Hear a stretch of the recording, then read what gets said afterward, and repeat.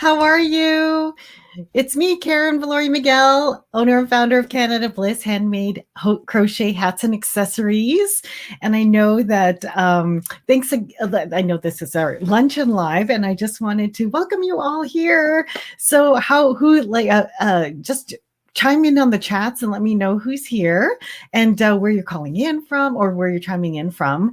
And it's so good to be back because I know last week I mentioned that I couldn't log on live. So I did my content post on the Thursday, and then Friday I missed our lunch chat. So I hope that you guys didn't miss it too much. But anyway, I just wanted to say thank you again for logging in and seeing what's up. And I know it's summertime, so you guys are probably off in all different places. So if you're logged on right now, just let me know who's here and where you're chatting in from. So first of all, I'll just kind of tell you how my week has been.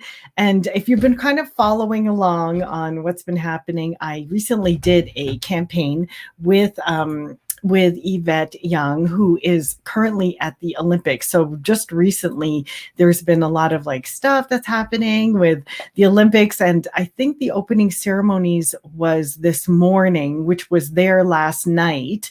And I think none of the athletes actually got to attend it because none of the award ceremonies and big big stadium type seating and things like that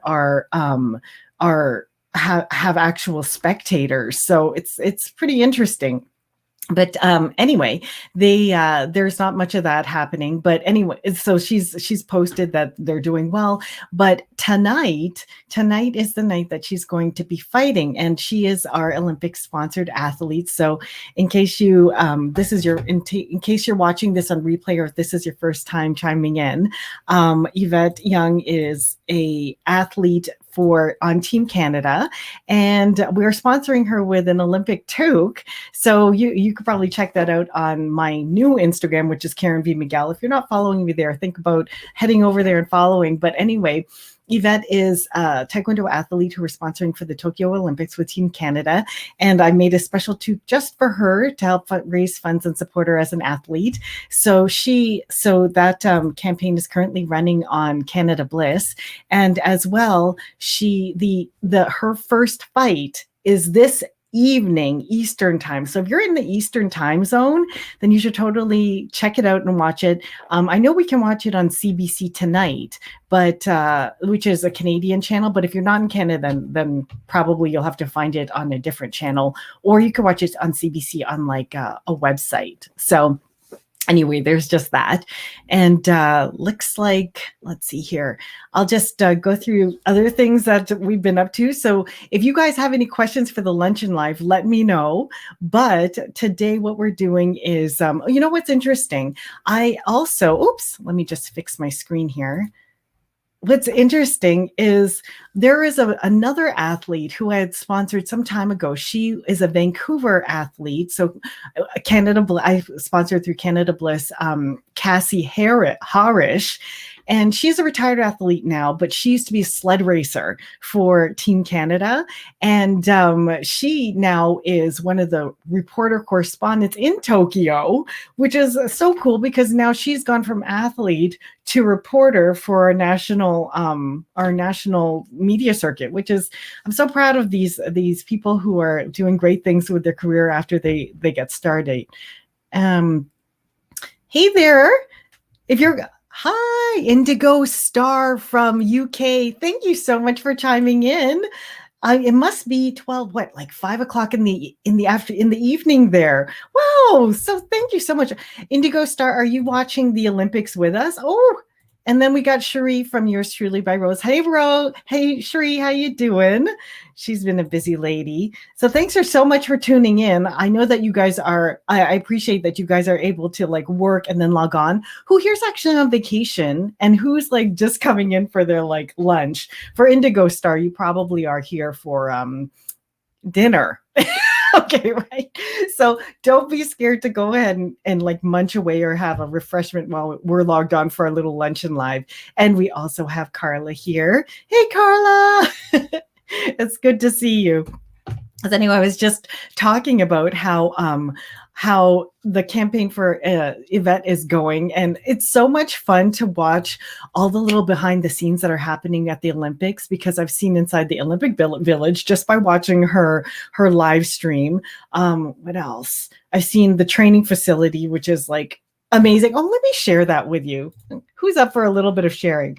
Let's see here. The Woolly Bee Crochet with Birdie. Hey, Woolly Bee. Back from South Africa. Hello, 6 p.m. in Cape Town. That is so cool. So we've got UK, we've got we've got the States and somebody from South Africa. And I think there's another Canadian here. And then I was just talking about our Olympic sponsored athlete. But let me hop over onto, I want to show you some of the cool behind the scenes of, oops, how do I? Oh, look at me having technical problems. Okay. Okay, I'm going to unscreen share because I think this is affecting my ability to manipulate this page here. Okay. I was going to show that. Anyway, I'll just tell you. So you should go follow Yvette Young because she's showing behind the scenes. But tonight is her big fight. So please support her. And just whatever the outcome, super duper proud of her. I mean, the fact that she's at the Olympics is very exciting. Having said that, one of the themes of today's Luncheon Live is during this week, and we had a pretty interesting week. Oh, did you see the opening ceremonies this morning for the Olympics? I didn't. I didn't. You must have been up really early. I didn't see the opening ceremonies, but I'll have to watch it on replay. But you can count on that I'm going to be watching her fight tonight. It's 9 p.m. Eastern time. Please watch it. Just support her. Let her know that you're watching her, and give her kudos on give her kudos on her Instagram if you can. She just loves the support. And happy Friday, Creative Care Corner. It's good to see you. Good to see you. So yeah, so I didn't see it, but I'm gonna watch it because I can imagine if it's in Tokyo, they probably had some amazing artistic demonstrations for the opening ceremonies. So yes, but. So some of the interesting things that leading up to the opening ceremonies, because we're sponsoring an Olympic athlete, I had a press interview this week with someone from the national newspaper for Canada, the Toronto Star, and he did an interview asking about the sponsorship and with Yvette and myself. And it was interesting because the article ended up being, I was surprised, it was mostly about me, which was really nice, but I was hoping it would be more about Yvette. But then now looking at all the press she's getting like nationally, that he probably wrote the story for me because she's already getting a ton of like international press. But anyway, it was interesting being interviewed by this fella. His name was Herb, because he asked a lot of questions about, how her and I met and then how I got started. So if you guys are running your handmade business, always be prepared to like talk about these kind of things, because you just never know when you're going to be able to have to articulate it really clearly to someone who might want to run a story about it. So if you actually log on to my Instagram or Google Karen Viloria-Miguel Milton, then you'll probably see the article. Oh, look, Patsy, you're on now. Great. The announcement says 12 a.m. Oh my gosh, Patsy, thank you. Okay, whoops. Oh my goodness. Okay, it's PM. Gee, I need to fix that. Sometimes we have these glitches. I really apologize about that. Maybe that's why we don't have too many people logging on. Maybe they were logged on at 12 a.m. My apologies. But I guess for our regulars who log on at noon, they know that I'm usually on at noon. Oh, okay, I'm not going to get that wrong again. And whoops. Okay, so won't mess that. Thank you, Patsy, for letting me know. I'm going to double check that. Won't make that mistake twice. Back to what I was saying. So I was being interviewed by this press reporter. And like I was saying, always be prepared with like your elevator speech or what you would love to say about your business, because sometimes one day people like want to ask about it, or sometimes you have to write about it. But it was interesting while I was being interviewed, because it got me reflecting, because he was asking me, they always ask you how you got started. How long have you been crocheting? What made you want to start a business? And then how did you meet this person you're collaborating with? that, or how you know, and that's how you know each other. So while I was doing that, I'm like, wow. And then while I was speaking, I thought this is kind of fun because you don't usually, and for you guys who are usually business owners, it sometimes takes talking about it to realize, how far you've come and how much you've done and the things that have shaped you. So that's why I thought it would be kind of fun, because later in that week, I was observing my son. And my son is like 12 years old. And I see a lot of myself in him, because when I was that age, I wanted to work so badly because I wanted to get things that I wanted, when you want to buy trinkets and that sort of thing. Who here has kids who are like asking for stuff? But the thing is, he's the kind of kid who really wants to spend his own money. He wants to have his own responsibility, own power to buy some of the silly things that he wants and then not have to ask me for it. Even though I always make him, like, I run by his purchases to make sure it's not like completely silly, like he's not, spending it on something crazy. But anyway, and so I'm like, I know how it is. And it's hard to get little kids jobs these days because, by the time I was his age, I had a paper route. But anyway, so I was thinking about, he might be like me, where he was dying to get into the workforce and really enjoys working. And one of the things about his life one day will be the fact that he just enjoys certain kinds of work. So I'm a lot that way too, where if I find an occupation or a workplace or a career that I like, I love it. I'm all in. I'm very passionate about it. But if I'm not, it'll really shape me as well. So that's one of the things I wanted to make this in today's live stream, because if you saw on the thumbnail, it was like crazy jobs, right? So go ahead and chirp in the comments if you have ever had a crazy job and what it was, or if you're in a crazy job. Because while you're commenting, I'm gonna tell you, I'm gonna talk about my post-secondary, like my pre-college jobs that actually I have taken lessons from in my life, and kind of some of these things have shaped me, because I have had a lot of jobs. I joke around because I remember when I started this business, I never thought I was going to be an entrepreneur, honestly. But when I started this business, it was scary because I had never been technically unemployed since I was like 12 years old. Because I'd always worked. I love working. I love finding things that I like to do. And I like, making money so I could still to this day get little things that I would like, and shape my life the way I want. So anyway, let me just check the comments here to make sure I didn't miss anything. I set YouTube reminders so that I don't miss them. Oh, thank you. Thank you, Creative Care Corner. So Patsy, yes, I'm going to make sure that I don't make that mistake in my typos, but hit the subscribe so that you don't miss when it goes on. So if there's ever a mistake, then you can let me know. And if you ever see a mistake in there, comment on the post or on my Bliss by Hand, and then I'll jump on and change it. But I really appreciate you noticing. If your notifications will be on, it will still be the right time. It was on the thumbnail. That's right. It was on the thumbnail. Why did I put in AM? But anyway, babe, Patsy, I do appreciate your eye for detail. I love that.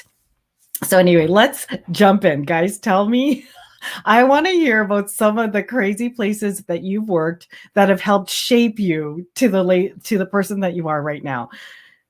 Let's see here. Indigo Star said, during university holidays, I worked the Speedo factory making swimsuits. Oh, that's kind of a cool job. Are you a designer?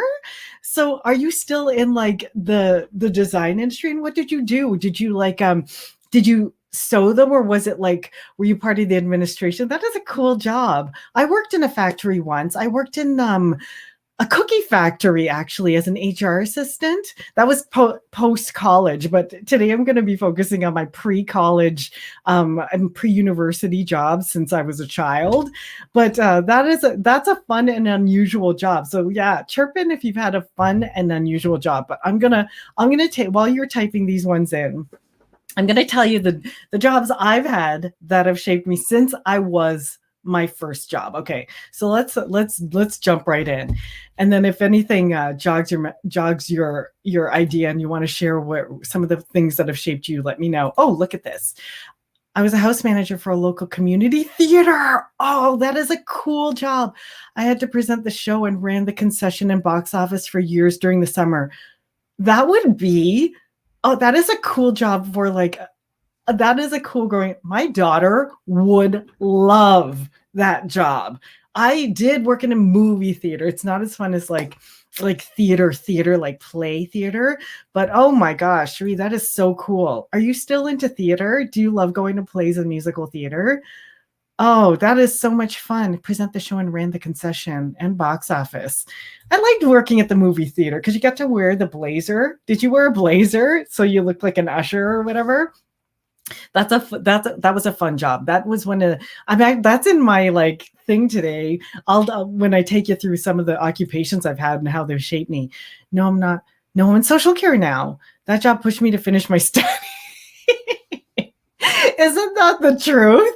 It's the ones that are like, yeah, I'm not working at a Speedo factory forever. I gotta do something else. And then you end up being like an A student in university, right? Because anytime, that's what always happens. You're like, yeah, there's no way that I'm going back to that.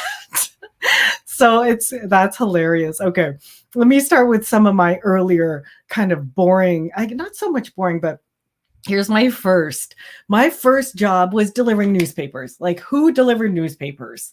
My first job was delivering the Toronto Star, and it was grueling because I was 12 years old. I was so happy to get a paper route. I'm like, yeah, I'm gonna make like some serious cash, like $30 a month. It was like, whoa, I could buy like a sweater.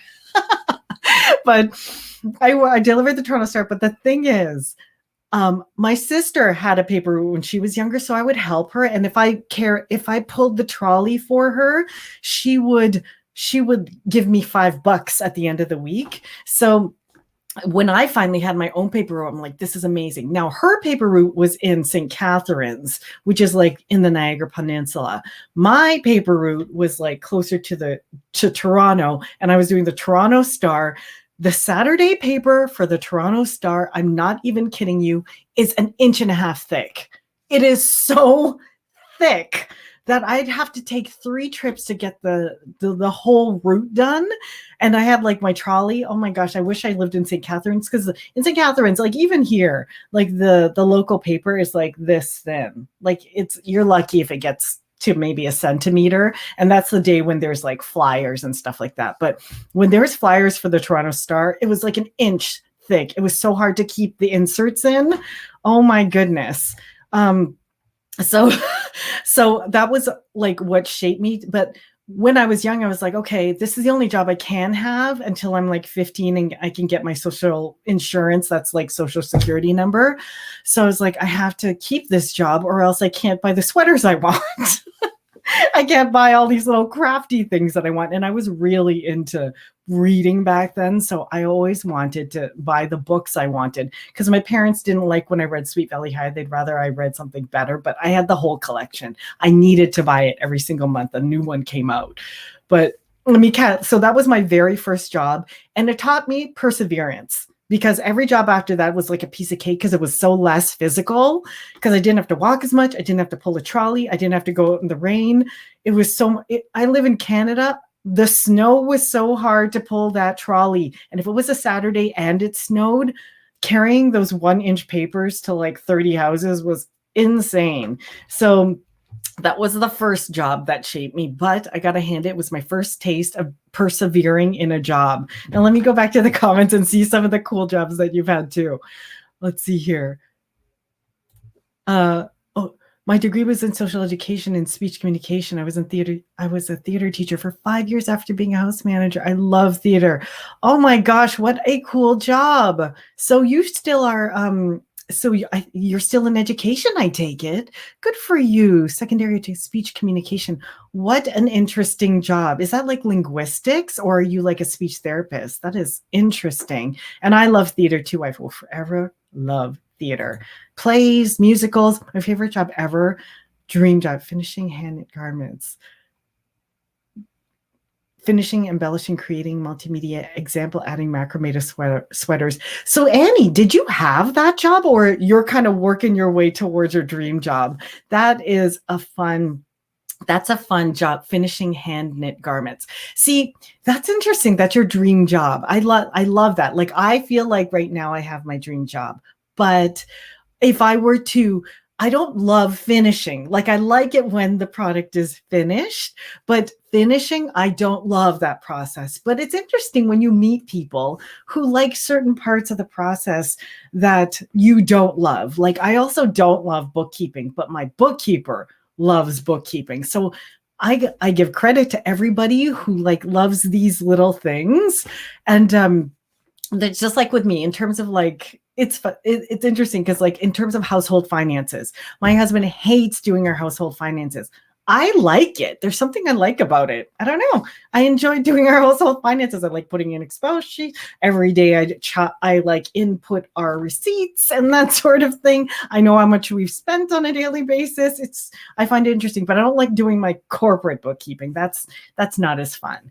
But yeah. And he'll like spend hours on things that I think are completely boring. But I do love like the design process too, and the making. Totally fun. And I love finished things.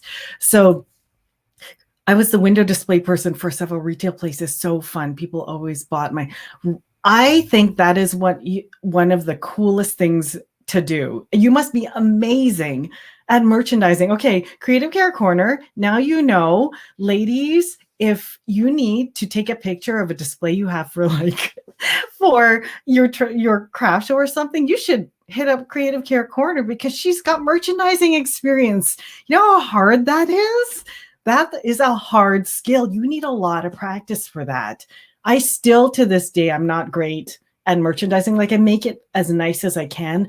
But basically what I do is I look at the boutiques I sell at and I'll kind of like copy the look. I kind of got the hang of, okay, you need space. I've had consultants, like merchandising consultants, take a look at craft show spaces that I've had. But to have a knack for it, it's like interior design.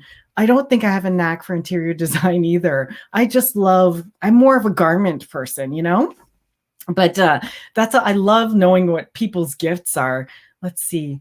Oh, what do you do for window display? That sounds cool. Yes. You know, like, has anyone seen Cruella, the new Cruella movie? See, I would love to do windows. That I love looking at windows because it's like your window is your palette. You know what I mean? So that is such a cool skill. Let's see. I am loving hearing about what your careers are. No exciting job for me. First job was retail clothing shop, then worked at a cafe on campus during college.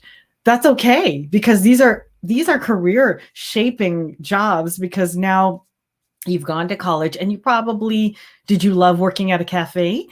That's the thing about it. Like, isn't it funny how sometimes like the things that you don't like, you didn't like. I had a couple dream careers in my time, but sometimes I was like forced out of it. That's why I feel like sometimes fate kind of like pushed me out of other places so that I would maybe ultimately end up here. But I've had some like very fun places that I've worked. I'll share those all with you. Or not all, but might have to break them up because I've worked in a lot of places. It's because I've been working since I was 12. I did have that job for 9 years. Yes. Which job? Oh, here. The job that helped my career was the teleconference operator. That teleconference. Oh, so like you hosted conference calls for conferencing. Wow, 9 years, eh? That's interesting. I worked I had a job where I was, for a while, when I was like working in campaigns and that sort of thing in marketing, I worked in the technical side of predictive dialer technology. Does that sound boring or what? But it's actually quite interesting. So until all of these kind of call centers and that sort of thing moved to like offshore other countries and that sort of thing, when we had electronic telemarketing more based in North America, when they were kind of being shaped and that sort of thing, I worked a lot with that stuff too. And there's an aspect of like technology that I really like as well. So I always like the techie aspect of any job too. So I'm loving these jobs. Yours truly by Rose, it was like choosing clothes for dressing mannequins and positioning them, putting them. It sounds simple. It sounds simple to do merchandising. Oh, things like that, right? It's like Creative Care Corner, you're like super talented. You're like, oh, I just kind of throw things together and it looks amazing. I would love to see some of your displays because I think merchandising is truly, truly a talent. I admire people who are. There's a boutique who I sell to. Their name, the company, the boutique is The Art of Home. They're 3 women. There are 2 daughters and a mom who own the boutique, and it's a big boutique in Cambridge. And one of the older sisters, who is one of the partners in the boutique, she is incredible at merchandising. I think she has an arts degree. I think she went to design school, and the day they shut down to close every year. They'll shut down one day to redo their whole store for Christmas. It's like Macy's, when they shut Macy's down to do the windows. When they open the boutique, it is like heaven in a boutique. So I couldn't do this on my own. It would take me like the entire year probably to merchandise an entire store. But there are some people who have like a real knack for that. My dream job, I think I have my dream job too. Did not enjoy working retail. Ashley, what is it that you do? Are you a designer full time? So what are your dream jobs? Hello, Handmade Designs. It's good to see you. Thank you for coming. I always love to see you guys. Haha, that job is miles away from a current healthcare position. Hence, crochet is my creative outlet. Isn't that so true? It's funny because the reason I started my crochet business was because I too was in the public sector when I started Canada Bliss, and I crocheted and did my side business for fun because public sector, I actually enjoyed it. I really didn't have the huge intention of quitting my public sector job when I started Canada Bliss in Etsy. I didn't. I was just like, hey, a little bit of side money, and then I'll keep doing this when I retire. It ended up being my whole thing, and now it's even grown into some really cool things. So you just never know, right? Willie B, hello. No crazy jobs, but now I help assist people with child maintenance and domestic. Oh, wow. District course and crochet really helps me unwind. Good for you. God bless you, Willie B. Yeah, that is amazing. The way that people are serving in their occupations and helping others. I absolutely love that. That's one of the reasons I think I got onto YouTube, because I really missed, after I went from human resources to crochet, I did miss being around people. Like working from home is totally different than working in an office environment. That's one thing that I really, really miss. But now it's interesting because COVID now has put more people in touch and more used to doing things virtually, like these chats and Zoom calling and that sort of thing. So this has changed like the game entirely, and it's made it so much more social and enjoyable working from home. So you're currently in healthcare, but medical education. So still in education, crochet and crafting. Well, we've got a lot of educators and people in the medical and helping field. Isn't that so, so common for creative people to we're all in helping and field. So that is so lovely. So let's see. Oh, I'm going to keep hopping back on here to hear about the jobs that you've had. Ever see the movie Mannequin? Yes, they made fun movie with displays, fun window displays in the. That is a Mannequin. That was a movie in the 80s, right? I still remember that. Oh my gosh, that is a throwback, man. Okay. So that's a throwback. Interesting. Kim Cattrall's not in the new Sex and the City movie, eh? But I think that's interesting. So anyway, for me, after I was 12 years old, who doesn't then migrate over to babysitting, right? So after I had my paper route, I moved on to babysitting, which is a godsend, because I thought it was a godsend because I'm like, wow, I don't have to walk around the whole neighborhood. And then all I have to do is babysit once, and you make like practically what I was making, what I made the whole week in a night just by babysitting, you know? So babysitting was really great, but I was babysitting one family primarily, and they had two boys, and I don't think they liked me. Like these boys, they totally didn't like, and I didn't know how to be like, I guess a nurturing teen, and they didn't really have courses. You just kind of like read a book on it and that sort of thing, made sure that they didn't do silly things and all that sort of thing. So I babysat, and I didn't enjoy it. I didn't really like that job. I probably enjoyed the paper route a little bit more because, you know, I had the freedom of like going out and that sort of thing. But one thing the paper route did teach me very early on was, one, having to go door to door. So a little bit of salesmanship, you know, like trying to get people to pay you for their newspaper, even though like you've delivered it for an entire month, and then doing collections. When back in the day, you didn't pay online because there was just no online. So you had to go door to door with this little tab and ask for your $5 for their paper. And then if they pay, you give them the tab, and that was the receipt. And you had to ring the doorbell and deal with dogs, and, you know, them not having the change and hoping they'll tip you at the end. So I learned a little bit about salesmanship, because sometimes if you are very nice to them, then of course you tip the paper boy or paper girl. So that is one of the things that I learned. Hello, Evangelist. Thank you for logging in. It's good to see you. So yeah, I'm doing very good today. Thank you for asking. So we're just talking about careers and jobs that we've had that have helped shape us. And if you read through the comments, this is so interesting. So many of us have had occupations, and a lot of us are in the helping field. So anyway, and that's how my paper route and the babysitting was one of those jobs I had that I found really boring. So, and I think that was the first hint that I wasn't great with teaching young children. Because even though later on when I got into education, because for some of you who know, I worked in a school board for over 13 years. So like once I finished my degree and all that sort of thing, but I wasn't in like teaching, I was in human resources. And it was funny because I had to go to a lot of like fairs and universities and that sort of thing. And I'd have to go with some of the principals from the school because they were part of the fairs, because we were trying to recruit teachers to apply to our board. And the principals, like, you know, you make friends on the trips. And there's one lady, she was a lovely, she was the wife of the superintendent that we were traveling with. And her and I would always hit it off when we were on travel trips together. But whenever I was speaking to people, she used to tell me, because I told her, I'm like, I always thought about going into teaching because my entire family is in teaching. I mean, my husband's a teacher. My dad was a teacher. My grandfather was a teacher. My uncle was still a teacher at the board.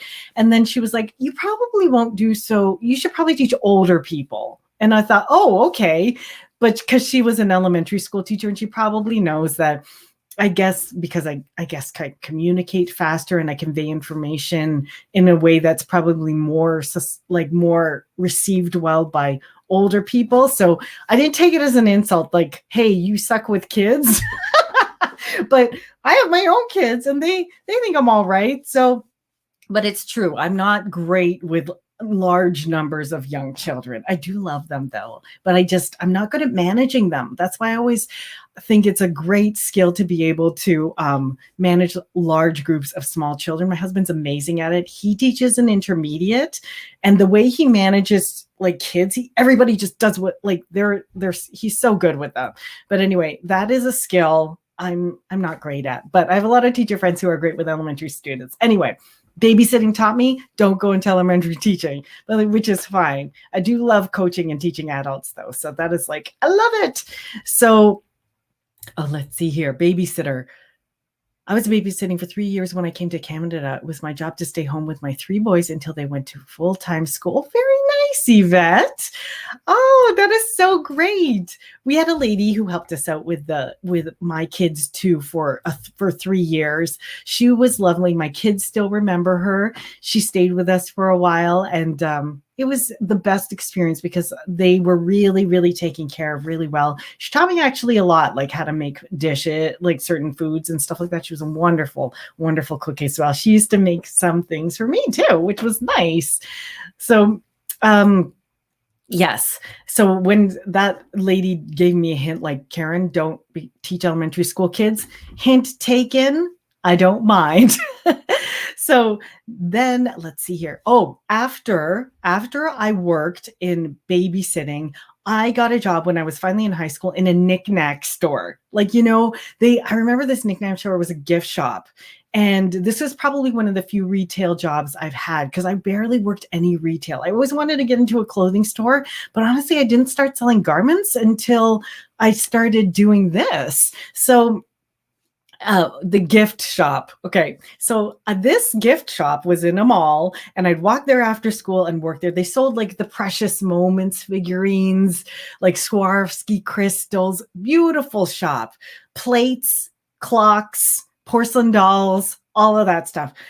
Even as a teenager, I found like the displays were just too close together. But that job, I learned that I'm a little heavy-handed. Like I'm not great with delicate things. That's probably why I work with yarn. So that's one thing I discovered. And after they hired me, I think the manager wanted to fire me because I worked there for months, and I tried really, really hard not to break things. But I didn't, like, I would accidentally bump into stuff, and then you had to like wrap these plates up and not chip them, and I was not great with delicate things. Like, I need, even my plates today, like nice, really thick plates. I break plates constantly. I have zero like cups. Like I'll buy on a regular basis the IKEA cups because they just break all the time. So I've just, like, I discovered at an early age, I'm not great with like very delicate breakables and that sort of thing. That's why when I decorate, I don't have like very, very delicate crystals and stuff like that because they break with me. I can look at something crystal and just like snap. I'm just kidding. No, I don't know. My husband thinks it's because I've got big hands, or maybe my vision isn't great. Oh yeah, today I'm wearing my glasses because I needed to use these glasses are bifocals, and yeah. But anyway, he's like, I think it's because your vision is bad that you bump into things. And I'm like, I'm just one of those people. So let's see here. I want to go back to the comments and see what you guys are up to.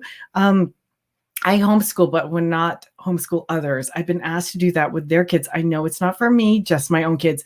That's the thing. Like, I'm great with my own kids. But even when you do a play date with like kids and other people's kids and that sort of thing, it makes me very nervous. Like, I don't want to do anything wrong with other people's kids. So maybe that's why I'm not great with other people's kids or whatever. But I mean, I think it takes practice too. And it also takes foresight because you have to be able to anticipate. My husband tells me this. My husband tells me that you have to be able to anticipate all the different things that kids can do. And I don't think I have that anticipation. Like, oh, that kid, if he's too close to this, he'll do that. Like my kids occasionally get hurt too, or will burn their fingers on a glue gun. And my husband will like roll his eyes. He's like, I saw that coming. And I'll be like, we're trying to do crafts. Like, everybody's got to learn, right? But like, yeah, maybe I don't have that foresight. And as you know now, I'm a little clumsy. So I bump into stuff. So anyway, I'm good with like when I can plan processes out. But yeah, other people's kids, some people aren't great with like that kind of thing, and I'm one of them too. So I was a foster parent. I loved children, but I found it impossible to deal with parents. Yeah, parents. That's the thing. My husband doesn't like as a teacher, I'm not going to say he doesn't like the parents, but it's not his favorite aspect of having to deal with in his occupation, because you have to deal with the parents, you have to deal with issues and that sort of thing. And he's very professional. And when you are good with kids, you have to be great with like articulating the situations to the parents so it doesn't escalate and that sort of thing. But that's another skill. So when I was working at the school board, I'd often work with a lot of principals, and these are the people that have to deal with all the stuff that have to do with the parents, when there's like issues and all of that. So you got to be able to love that part of the job. And and I think I'd probably be good at that part, but I don't know. The kid part is the tougher part for me. And have to hop off now. See you in the next live. Bye, Creative Care Corner. Sorry you have to hop off. It's not your fault. It's the crystals. Excuse me. That's so funny. It's so true. So I guess some people's lunches are ending, but anyway, let's see here. Other people's kids are very big. They are. But God bless you for being able to deal with like the other people's kids so well. By the way, I love your top, especially again, another desserts and skirts creation. Like I said, if I'm going to buy something, then I try and get it from like somebody who's a hand maker, just like us.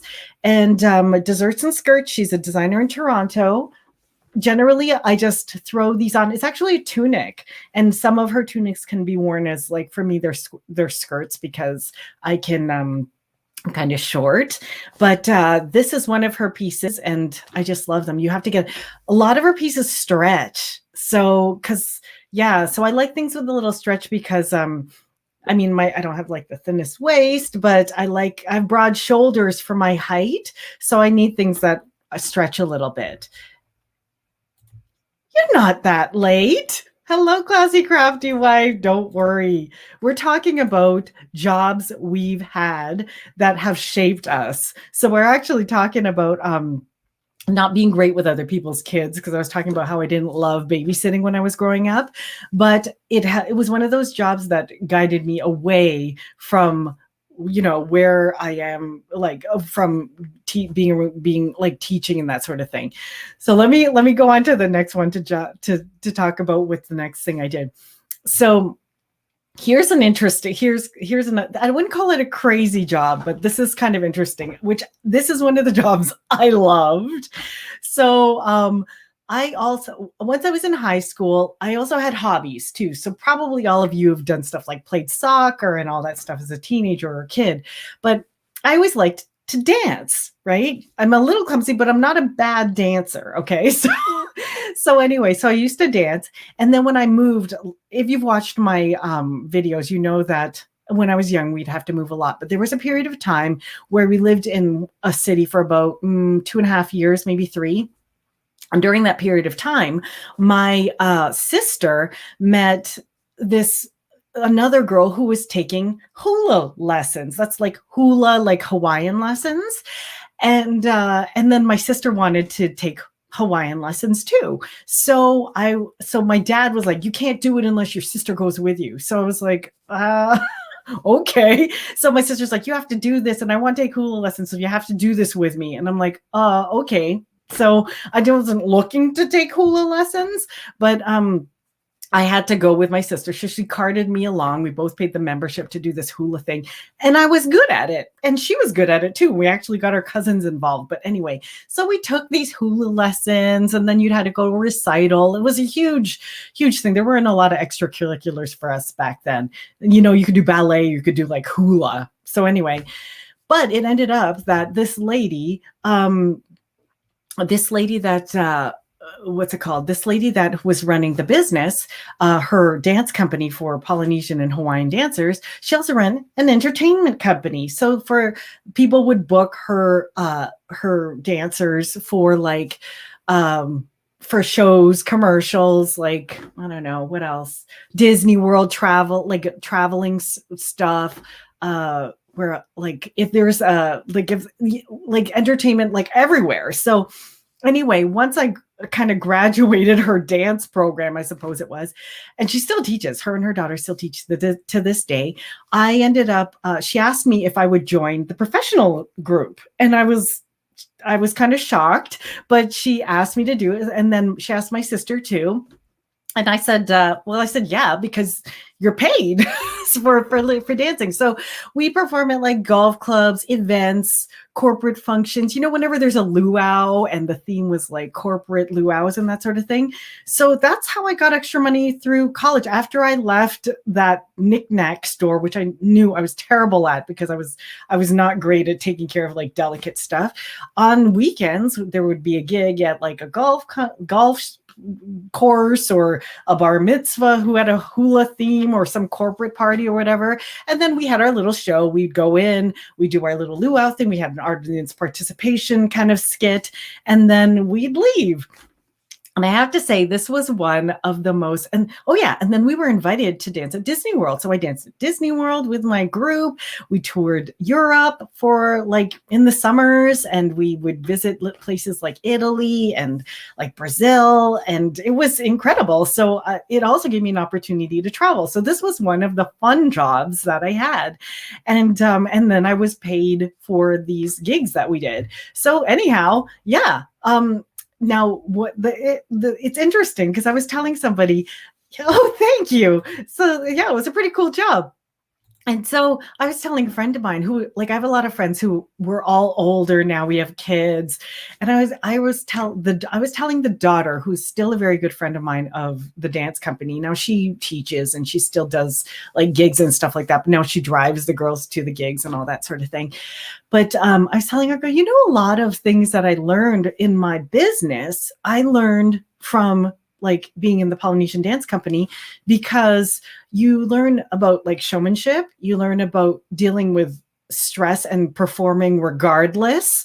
Cause like sometimes you have to go into like odd situations and still navigate and not cause you have to kind of watch your back to make sure that bad things don't happen. Like, sometimes there would be shows at clubs or whatever, and then you just have to make sure like people aren't drunk or whatever, because we did cruises too. And sometimes just because like, cosplayers and princess parties, like you got to look at, if you've ever hosted like a princess party or something for your kid, you feel for these entertainers, because they have to go in, be positive, make you like them, entertain, and then make sure that nobody gets hurt. Like entertaining for kids is like, princess parties. I have to hand it to these ladies.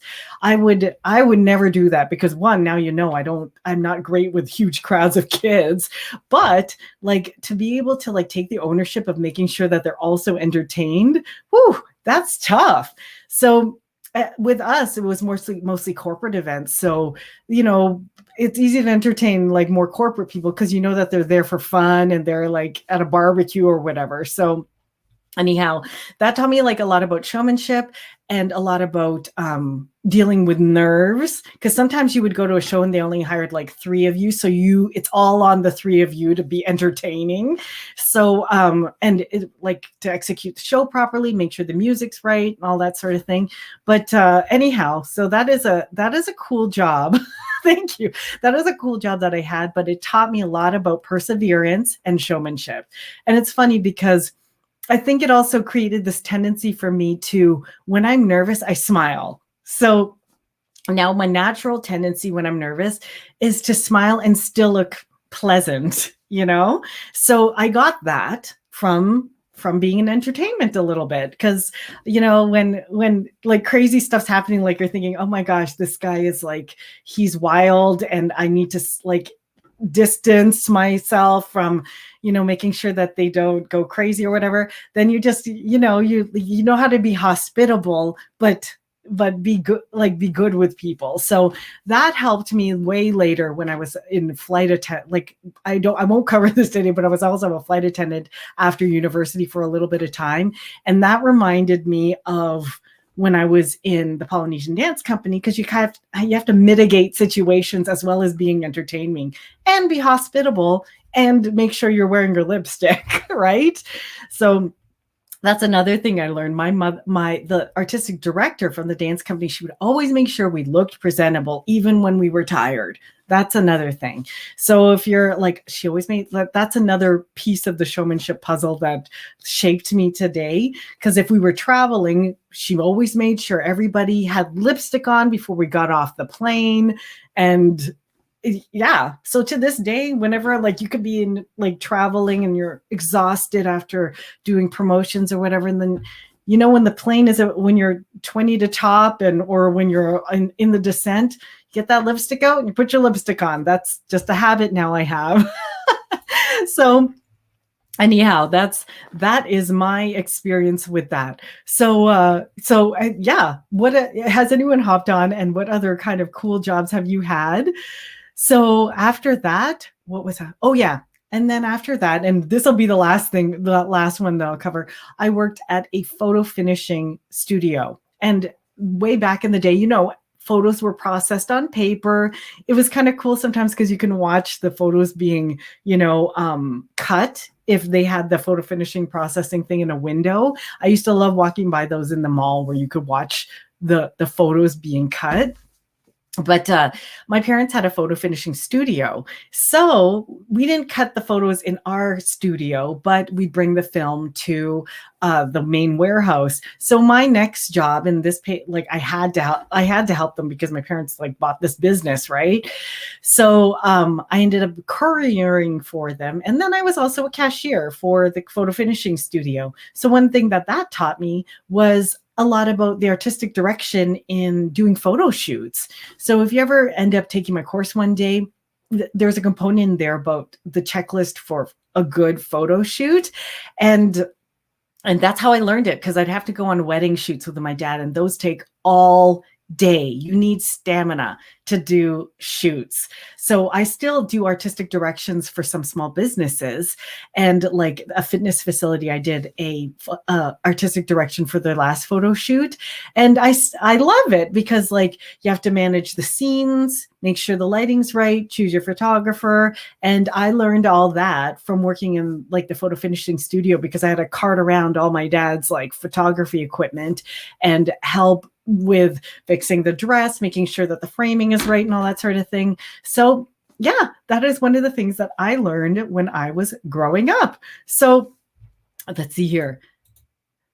My mom and stepdad developed personal photos in our house. So I got to see the process. You know what? In high school, that is a cool process. I took photography. We had to use a Pentax camera in high school. And there was a day, I think it was the Thursday, it was the darkroom day. We had the developer, we had all of the chemicals. And then there was a certain day we would shoot with our classmates. And then there was another day that we would develop our photos. So I manually developed film and photos. It was one of the coolest courses I'd taken. And it was one of the coolest jobs I had too, mind you. As cameras developed and everything became more digital, then sadly the photo finishing studios kind of dwindled. So because nobody needed to bring in their photos, their film into photo finishing studios anymore. But anyway, it was one of the cooler jobs that I had. So I held that one until I started working. Well, my parents made me still work part-time for them regardless. And here's another funny one. Let's see here. So it's cool to see the picture show up slowly. I know that was here's one that is going to make you laugh. After that, and this was a fluke job after this that I ended up getting it, because my friend who was this is how I ended up in telemarketing, on working with phones, kind of like an operator, is a friend of mine told me, she's like, oh, I got this job that pays pretty well. And for back in the day, getting paid $10 to $12 an hour was really, really good. So in the early 90s, I got another part-time job. And yes, I was still in high school. I had 2-3 part-time jobs always at a time. But she was working at a dating service. And this is the early stages of dating. There was no Tinder, there was no swipe left, right, all that sort of thing. All this was done manually. And I'm like, how can you work at a dating service?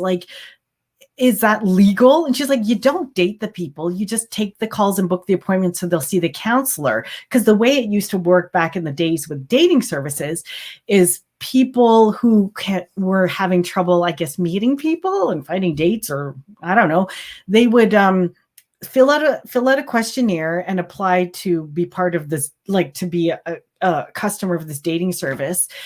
And then this was the intake. I was the intake for these people. So if they filled out a form to become a person who dates other people, then I would just call them up and book them to see the dating counselor. And then the dating counselor would take all their profile, and then they would get matched. So I was literally just like the operator, sort of receptionist at this dating service. And I worked there until I graduated. So just working the phones, like booking calls and that sort of thing.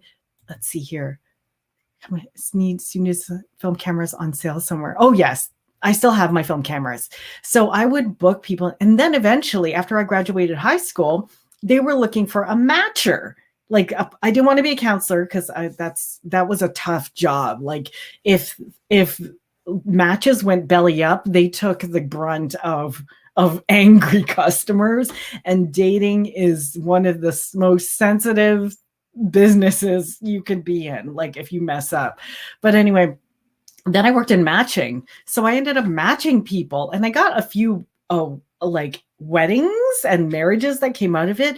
But yeah, there's a lot that goes on. So I learned this job was interesting because this was my first taste in having like the spark for demographics, because we did it by card. Like they had these huge profiles that you'd have to read each profile and match them manually. So I manually matched people like by like their religious requirements, height, if they're blonde, if they're whatever, their certain age, whether or not, like they had so many specifications, you had to make the matches work, and we did it manually by age group. It was so hard. It was very, very hard. I couldn't do it for too long. So I did the matching for a little while, and then eventually I just stuck with reception while I was in college. But anyway, yes, I worked for a dating service, but that is where I got the spark and started to really understand demographics and people, which guided me to why I loved and went into marketing. So that's how I ended up choosing my college program, my first college program, because I really liked the aspect of marketing and I like talking to people. So I figured it would be the perfect occupation for me. So anyway, I'm not even sure how to wrap this up, but these are some crazy, interesting jobs I had before I even finished high school and college. I hope you found it interesting. And thank you for sharing your occupations and things that helped shape you as well. Because I love to know more about like my audience and like all the people who participate. Oh, here's another one.